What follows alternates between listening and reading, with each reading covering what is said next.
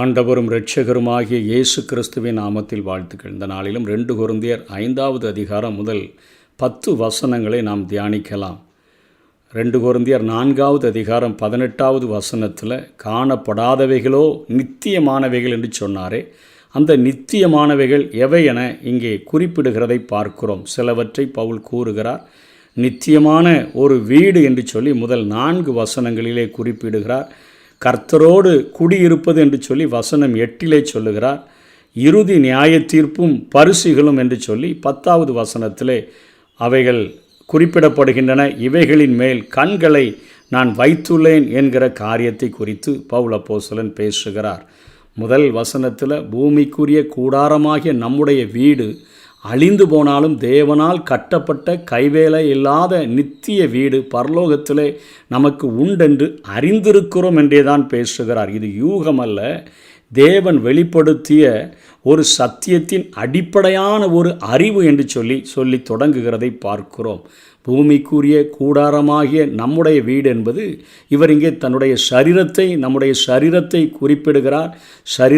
சரீரத்தின் மூலமாக இந்த பூமியிலே வாழ்கிற வாழ்க்கையையும் அவர் குறிப்பிடுகிறார். தேவனால் கட்டப்பட்ட கைவேலை இல்லாத நித்திய வீடு என்பதை உயிர்த்தெழுந்த சரீரத்தையும் தேவனோடு கூட பரலோகத்தில் வாழ்கிற வாழ்க்கையையும் அவர் குறித்து பேசுகிறார்.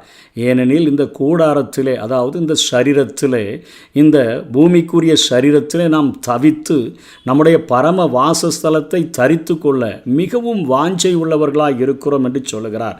இந்த பூமிக்குரிய சரீரத்தில் இருக்கும்போது தான் அநேக பிரச்சனைகளை சந்திக்கிறோம், பாடுகளை சந்திக்கிறோம், கண்ணீரை சந்திக்கிறோம், அவமானங்களை சந்திக்கிறோம். ஆகவே நாம் அந்த உயிர்த்தெழுந்த சரீரத்தை பெற்றுக்கொண்டால் வியாதி இல்லாத, கண்ணீர் இல்லாத, பிரச்சனைகள் இல்லாத, போராட்டங்கள் இல்லாத ஒரு வாழ்க்கையை பெற்றுக்கொள்ள முடியுமே. ஆகவே நாங்கள் தவிக்கிறோம் என்கிற காரியத்தை அவர் இங்கே சொல்லுகிறதை பார்க்கிறோம். இந்த கூடாரத்தில், இந்த சரீரத்தில் நாம் தவித்து நம்முடைய பரம வாசஸ்தலத்தை தரித்து கொள்ள, அந்த உயிர்த்தெழுதலின் சரீரத்தை தரித்து கொண்டு அவரோடு கூட வாழ்கிறதற்கு மிகவும் வாஞ்சை உள்ளவர்களாக இருக்கிறோம் என்று பேசுகிறார்.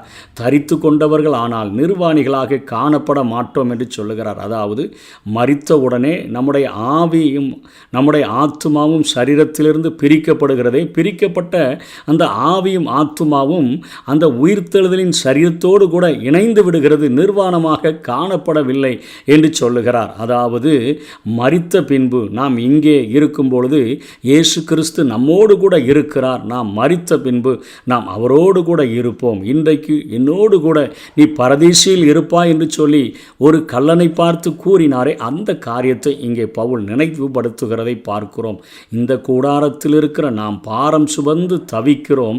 இந்த போர்வையை களைந்து போட வேண்டுமென்று விரும்பாமல் மரணமானது ஜீவனாலே விழுங்கப்படுகிறதற்கான போர்வை தரித்தவர்களாய் இருக்க வேண்டுமென்று விரும்புகிறோம். அதாவது பாரம் சுமந்து தவிச்ச உடனே செத்துனோன்னு நினைக்கிறதில்ல.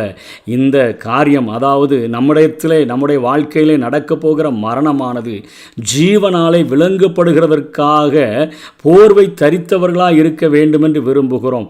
நம்ம சாதாரணமாய் மரிக்கும் பொழுது நம்முடைய அந்த சாவுக்கீனமான சரீரம் மரித்து உயிர்த்தெழுதலின் சரீரத்தை நாம் தரித்தவர்களாக மாறுகிறோம் என்கிற கருத்துக்களை வலியுறுத்துகிறார். இதற்கு நம்மை ஆயத்தப்படுத்துகிறவர் தேவனே என்று சொல்லுகிறார்.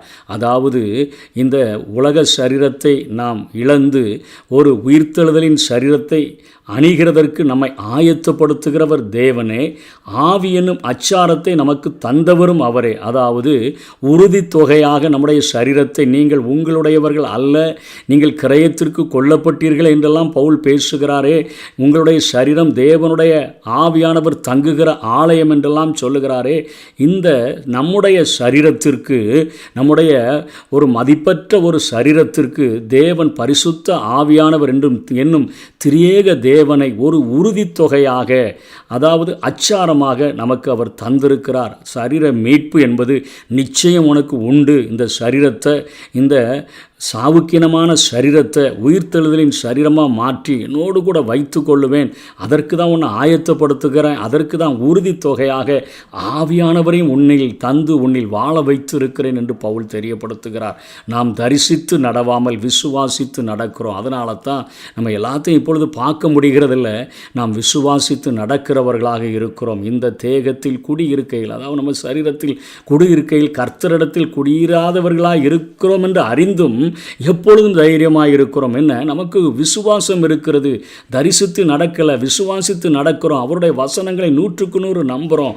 ஆகவே நம்ம எப்பொழுதும் தைரியமாக இருக்கிறோம். நாம் தைரியமாகவே இருந்து இந்த தேகத்தை விட்டு குடி போகவும் கர்த்தரிடத்தில் குடியிருக்கவும் அதிகமாய் விரும்புகிறோம். அதாவது இந்த சாவுக்கினமான சரீரத்திலிருந்து நாம் அந்த காரியங்களை களைந்து போட்டுவிட்டு அந்த உயிர்த்தெழுதலின் சரீரத்தை தரித்து கொள்ளுகிறதற்குத்தான் அதிகமாய் விரும்புகிறோம். நிமித்தமே நாம் சரீரத்தில் குடியிருந்தாலும் குடியிராமல் போனாலும் அவருக்கு பிரியமானவர்களாய் இருக்க நாடுகிறோம். இந்த பூமியில் குடியிருந்தாலும் இந்த பூமியை விட்டு நாம் கடந்து போனாலும் அவருக்கு பிரியமுள்ளவர்களாகவே இருக்க நாடுகிறோம். ஏனென்றால் சரீரத்தில் அவனவன் செய்த நன்மைக்காவது தீமைக்காவது தக்க பலனை அடையும்படிக்கு நாம் எல்லாரும் கிறிஸ்துவின் நியாயாசனத்துக்கு முன்பாக வெளிப்பட வேண்டும் என்று சொல்லி இங்கே பவுல் அப்போஸ்தலன் பேசுகிறார். ஒவ்வொருவரும் ரட்சிக்கப்பட்ட பின்பு அவர்கள் செய்கிற நல்ல காரியங்கள் தீய காரியங்கள் இது ஆக்கினைக்கு நேராக நம்மை வழிநடத்தாது. நம்ம அவருடைய சத்தியத்தை கொண்டு, அதாவது வெள்ளி பொன் விலையேறப்பெற்ற கற்களை கொண்டு நாம் பில்டிங் கட்டினோம்னா, ஊழியம் செய்தோம் என்று சொன்னால் அக்கினி பரிசோதிக்கும் பொழுது அவைகள் நிலைத்து நின்றால் கூலியை பெறுவான். நம்ம மரம் வைக்கோல் அங்கே மரத்தையும் வைக்கோலையும் வைத்து கொண்டு நாம் வீடுகளை கட்டினோம் என்று சொன்னால் அவைகள் அக்கினினால் சோதிக்கப்படும் பொழுது அவைகள் அழிந்து போனால் அவன் ரட்சிக்கப்படுவான். ஆனால் அவனுக்கு என்ன கூலினா, அவன் அக்கினியில் அகப்பட்டு தப்பினது போல இருப்பான். ரட்சிக்கப்பட்ட பின்பு நாம் செய்கிற காரியங்கள் எல்லா விசுவாசிகளுக்கு முன்பாக மத்திய ஆகாயத்தில் எடுத்துக்கொள்ளப்படுகிறோமே, அந்த நேரத்தில் கிறிஸ்துவின் நியாயாசனத்துக்கு முன்பாக அவைகள் வெளிப்படுத்தப்படும். ஆகவே எவ்வளோ பரிசுத்தமாய் வாழணுமோ அவ்வளோ பரிசுத்தமாக நீங்கள் வாழ வேண்டும் என்று சொல்லி பவுல் அப்போஸ்தலன் சொல்லுகிறார். அடுத்த வசனத்தில், ஆகையால் கர்த்தருக்கு பயப்படத்தக்கதென்று அறிந்து மனுஷருக்கு புத்தி சொல்லுகிறோம், தேவனுக்கு முன்பாக வெளியரங்கமாய் இருக்கிறோம், உங்கள் மனசாட்சிக்கும் வெளியரங்கமாய் இருக்கிறோம் என்று நம்புகிறோம். அதாவது மத்திய ஆகாயத்தில் நம்ம எடுத்துக்கொள்ளப்பட்டுட்டோம். ரகசிய வருகையில் எக்கால சத்தெல்லாம் கேட்டுச்சு, நம்ம எடுத்துக்கொள்ளப்பட்டு மறுரூப சரீரத்தோடு போயிட்டோம். அதாவது கிறிஸ்துவுக்குள் மரித்தவர்களும் எழும்பி வந்துட்டாங்க. ஆனால் ரட்சிக்கப்பட்ட பின்பு நாம் செய்கிற காரியங்கள் நன்மையை தீமை எது செய்தாலும் தக்க பலனை அடைவோம். நன்மை செய்திருந்தால் ஏராளமான பரிசுகள் நமக்கு கொடுக்கப்படும். தீமை செய்திருந்தால் நமக்கு அது ஒரு வெட்கமாக, எல்லாருக்கும் முன்பாக ஒரு தலைகுனிவாக அது மாறிவிடும். ஆகவே நாம் ரட்சிக்கப்பட்ட பின்பு எந்த அளவுக்கு நம்ம ஜாக்கிரதையாக பரிசுத்தம் உள்ளவர்களாக பாதுகாத்து வாழ வேண்டும் என்கிற ஒரு கருத்துக்களை இங்கே பவுல் அப்போஸ்தலன் கொரிந்து சபைக்கு எழுதுகிறார். ஆகவே இந்த சரீரத்தில் நாம் குடியிருக்கிற பொழுது நித்தியமான ஒரு வீடை, அதாவது ஒரு உயிர்த்தெழுதலின் சரீரத்தையும் ஒரு உயிர்த்தெழுதலினுடைய வாழ்க்கையையும் பரலோக வாழ்க்கையையும் நான் பெறுகிறோம். அதுதான் காணப்படாதவைகள் என்று சொல்லுகிறார். வசனம் 8 கர்த்தரோடு கூட இந்த தேகத்தை விட்டு குடிபோகவும் கர்த்தரிடத்தில் குடியிருக்கவும் அதிகமாய் விரும்புகிறோம் என்று சொல்லுகிறார். இறுதி நியாய தீர்ப்பில் நான் நன்மை செய்திருக்கிறேன், அதிகமான நன்மை செய்திருக்கிறேன், இது முதல் நீதியின் கிரீடம் எனக்காக வைக்கப்பட்டிருக்கிறது என்று பவுல் தைரியமாய் சொல்லுகிறாரே, அதே போல் நாமும் சொல்லி பரிசுத்தமாய் வாழ்ந்து அநேக பரிசுகளை வெகுமதிகளை பெற்றுக்கொள்கிறதற்கு நாம் பிரயாசப்படுவோம். கர்த்தர் தாமே நம்மை ஆசீர்வதிப்பாராக. ஆமென்.